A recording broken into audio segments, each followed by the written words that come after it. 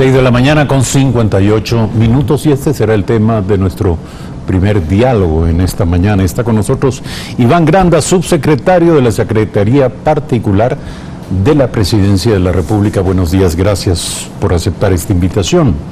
Usted es, entiendo yo, subsecretario de Alineación Política de la Presidencia. ¿Esto qué significa? Buenos días, Eduardo, un placer dirigirme a ustedes.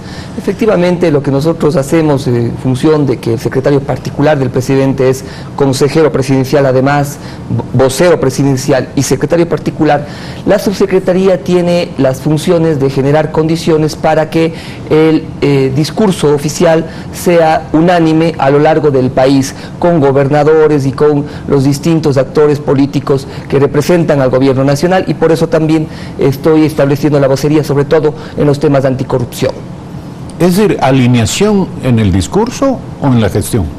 No, alineación en el discurso, en la gestión política, en las líneas que el presidente de la República cada semana plantea en coordinación justamente con el secretario de Comunicación y el secretario de la Política. Pero, ¿cuál es su responsabilidad en el ámbito de la lucha contra la corrupción? Bueno, la lucha contra la corrupción es una de las principales líneas que ha planteado el presidente de la República. Si ustedes pueden ver, y si contextualizamos, nosotros creemos en que hay que desgranar el engranaje gubernamental corrupto que estableció el expresidente Correa y su gobierno. ¿Cómo? Hemos identificado varias condiciones, pero, por ejemplo, hay discrecionalidad en las normas y políticas públicas que creó el gobierno anterior. ¿Para qué? Para permitir delincuentes políticos que estaban involucrados en peculados, lavado de activos y una, diríamos, sistemática lógica de corrupción. Ejemplo de eso es, por ejemplo, las líneas de emergencia que crearon. Falazmente plantearon que todo estaba en emergencia para contratar a dedo. Así están las obras de Odebrecht, de Coca-Cola Sinclair, que acaba de salir un informe con indicios de responsabilidad civil, penal y administrativa supremamente grave, con inversiones enormes. Lo más grave son las fallas de la obra. Y las fallas de la obra. Pero ya vamos a analizar eso, siga. Como le decía, normas y leyes que vincularon discrecionalidad. La discrecionalidad no genera certezas, la discrecionalidad genera corrupción.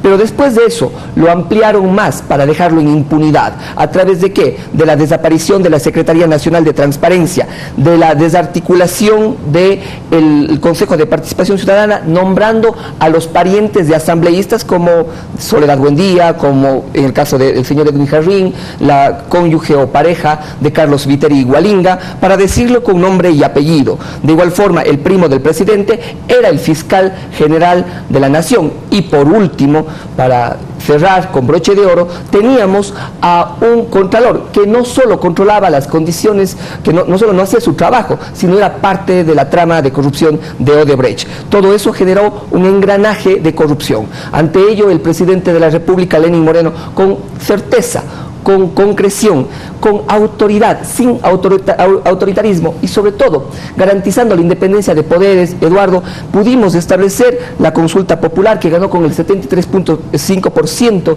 de los votos, en donde se planteaba la muerte civil a los políticos corruptos, donde se planteaba la reinstitucionalización del país a través de nombrar un Consejo de Participación Ciudadana que lo que hace es recuperar la institucionalidad. ¿Por qué? Con autoridades, probas, honestas, que tienen determinada claridad en lo que tienen que hacer. En un Consejo de Participación Ciudadana que tiene que luchar en contra de la corrupción, porque ese es su mandato constitucional.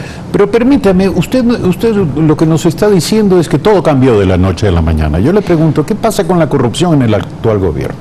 Bueno, la corrupción, el presidente ha sido absolutamente claro, la corrupción esté donde esté, tiene que ser aniquilada del ejercicio de la acción pública, porque los fondos y los recursos son de nuestra gente, y esa ha sido la certeza y el compromiso del presidente Lenín Moreno a lo largo de su gestión. Por eso mandamos la ley anticorrupción, por eso hemos traído a ONUD, que es la Organización de Naciones Unidas en contra del delito, que pronto tendrán oficinas en Quito para justamente con expertos y con la condición y con la acción de generar acciones concretas, se luchará y se seguirá estableciendo la lucha contra la corrupción. Ya le voy a preguntar sobre cuáles son sus planes y las acciones en esta materia, pero quiero analizar lo que usted ha dicho.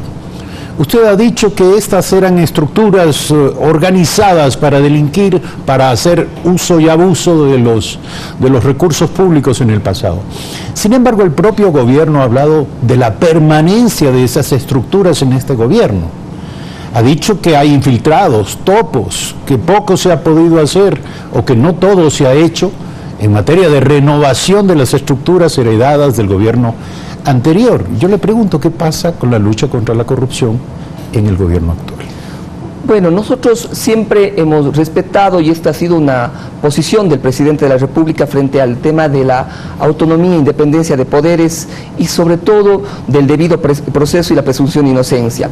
Cualquier cosa que un ciudadano tenga en contra de un funcionario del gobierno tiene que acudir al 1-800 delito o puede ir a la Contraloría General del Estado, para que sean las autoridades competentes las que generen las condiciones de juzgamiento de las personas que estarían involucradas en cualquier caso de corrupción, no solo del gobierno anterior, que es donde efectivamente existió un campeo de corrupción, sino en este y en los distintos poderes del Estado. Entonces, ese ha sido el compromiso del presidente Moreno, ese es el compromiso y la certeza y la concreción que el gobierno plantea a los ciudadanos. ¿Qué pasa con la ley anticorrupción presentada por el presidente de la Asamblea? Bueno, la ley anticorrupción se presentó hace más de 2 meses ya, 2 meses, 2 días.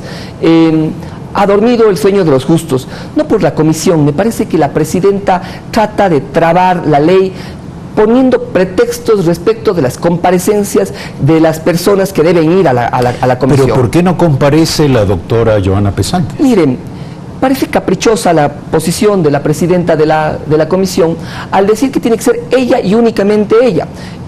Ayer fue un subsecretario, ha ido Diana Salazar, directora de la UAF, ha ido todo un equipo a explicar en qué consiste esta ley. Si ustedes ven, hace pocas semanas comparecieron juristas penales vinculadas al ámbito penal para aportar a la ley. Sin embargo, si ustedes pueden ver, no ha pasado ni siquiera a segundo debate. La Asamblea tiene que actuar ciertamente con certezas y con concreciones. El compromiso del presidente Lenín Moreno ha sido este. Se mandó una ley absolutamente puntual que ayudará a luchar en contra de la corrupción, Eduardo.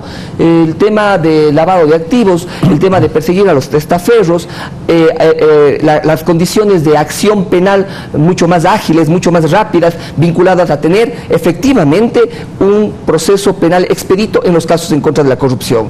No olvidar, antes se premiaba el silencio en el gobierno anterior, hoy se premia a quien coopera con la justicia ecuatoriana. Antes se homenajeaba a los corruptos, hoy se persigue y se convertirá el testaferrismo. Yo solo quisiera que me responda la pregunta de por qué no va la doctora Joana Pesante a la Asamblea. Bueno, Joana ayer tuvo una dirigencia de firma de decretos en el marco de la nueva estructuración del Estado. Estamos reduciendo el Estado, estamos generando una condición en donde, por ejemplo, la Secretaría de Comunicación pasa a ser adscrita a la Presidencia de la República y estaba en esa tarea. Por eso hay subsecretarios. No se puede depender únicamente de las cabezas de los ministerios. Por eso hoy no irá. Mi secretario particular, mi jefe, el secretario particular del presidente, no está aquí. Vengo yo en representación del gobierno nacional a responder las preguntas que ustedes quieran. Entonces, me parece que es un capricho el hecho de que la secretaria jurídica no comparezca y mande a su viceministro, a su subsecretario, y este no sea recibido.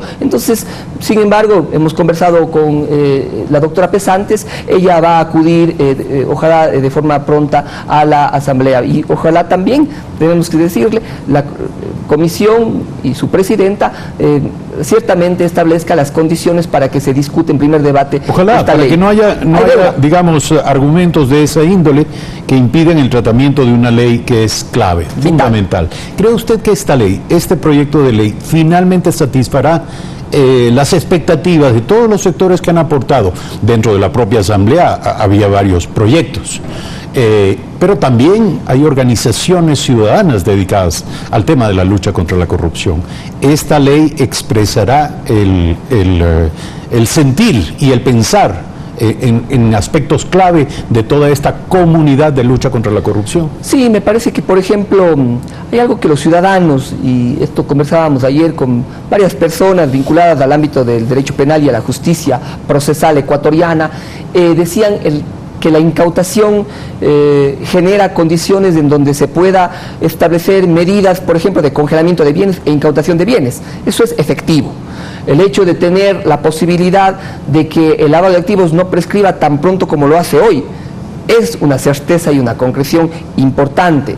La posibilidad de que una persona que haya coimado a un funcionario público diga, sí, yo hice esto, pero ¿sabe qué? Aquí está la plata, aquí está el funcionario público, y que esta persona tenga la posibilidad de ciertamente ser castigado de forma atenuada, es importante para el país. No se olvide que la plata que estamos intentando recuperar y que existe una empresa recuperadora en ese ámbito, lo que ha planteado es que siempre hay que tener una sentencia para la recuperación de recursos. Hacia lo que usted ha dicho va mi pregunta final. ¿Qué pasa con la recuperación? ¿Dónde está la plata, como se decía antes? Eduardo, es muy importante su pregunta. ¿Cómo funciona el debido proceso y la institucionalidad ecuatoriana? ¿Cómo esta se establece en el marco de la seguridad, del principio de inocencia, de la presunción de inocencia, del debido proceso? La Contraloría ha presentado 377 casos de indicios de responsabilidad penal a la Fiscalía. La Fiscalía, a su vez, formula cargos y pide medidas cautelares. Se le ha exhortado a la institucionalidad de la Fiscalía y a los jueces que las medidas cautelares sean fuertes. De ahí pasa al juez. ¿El juez qué hace? Frente a la formulación de cargos dice, sí, es verdad, y dicta una medida. Para recuperar la plata, por ejemplo, que está en Panamá, en uno de los casos, se requiere, ya está identificado el dinero, se requiere sentencia ejecutoriada. Tenemos en uno de los casos, no lo voy a decir para evitar que estos fondos puedan salir a otro lado, pero ya se tendría la ubicación de los primeros 5 millones de dólares. Pero en el caso, por ejemplo, de Capaya, él ha casado la sentencia. Necesitamos que la sentencia esté plenamente ejecutoriada para que existan las condiciones de recuperación de los recursos. Y ante eso estamos trabajando. Sin duda el compromiso del presidente de los ecuatorianos, Lenín Moreno, ante los ciudadanos es compromiso, certeza y lucha en contra de la corrupción. Tomando en cuenta la magnitud de las cifras que se ha mencionado, han desaparecido como resultado de la corrupción, 5 millones de dólares, por lo cual creo, por cierto, igual se merece una felicitación la gestión que se haga en esa dirección, pero 5 millones de dólares es una cifra insignificante.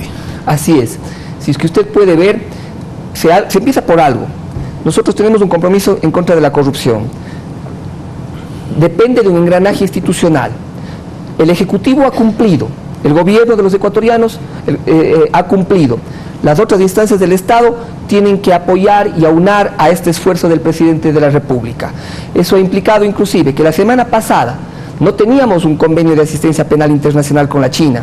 El canciller José Valencia, junto con el embajador, hicieron la misiva, se estableció una misión del Ecuador, fueron y se está negociando ya un convenio de cooperación entre el gobierno o la justicia china y la justicia ecuatoriana. ¿Por qué? ¿Esto es precondición para la visita del presidente Lenín Moreno a China? No creo que sea precondición, pero sí es un elemento principal dentro del diálogo bilateral que estamos teniendo con la China. No podemos hablar de negocios, no podemos hablar de condiciones de mercado, de aptitud de créditos, de cooperación tecnológica, si es que no hablamos también de cooperación en el marco del derecho penal y la lucha contra la corrupción. Ahora también será materia de análisis desde una perspectiva del buen manejo o mal manejo de los recursos públicos, temas como el informe de Contraloría sobre las fallas gravísimas en la central hidroeléctrica Coca-Codo Sinclair. Donde usted levanta el tapete, encuentra corrupción en el gobierno del expresidente Correa. Lo de Coca-Codo Sinclair, le sigue lo de la refinería del Pacífico, le sigue lo de el proyecto Monteverde, que está siendo investigado por temas de corrupción. Inclusive el PNUD está estableciendo cuánto costó la obra, si la calidad de la obra. Solo para darles un ejemplo, el proyecto Monteverde, terminal marítimo, pasó de costar 424 millones a 606.7 millones. El proyecto Pascuales Cuenca, de 440 millones a 623 millones. El proyecto de licuefacción del gas natural bajo alto, de 55 a 85 millones. El gobierno de Correa disipó los recursos del Estado. Para concluir, una pregunta. Acaba de renunciar el fiscal. ¿Cree usted que esto debilita la lucha contra la corrupción, que ya hemos dicho, Creo que es una lucha compartida entre instituciones y ciudadanía. Creo que el fiscal en algunos temas actuó de forma correcta. Lamentamos que haya renunciado. El Consejo de Participación Ciudadana tiene que dar la vuelta a la página de forma inmediata y ojalá pueda nombrar un fiscal con las condiciones que el país requiere, con valentía, con fortaleza, con ciertamente experiencia en el ámbito del derecho penal. Iván Granda, subsecretario de la Secretaría Particular de la Presidencia de la República, esta mañana en Primera Impresión. Gracias por aceptar esta invitación.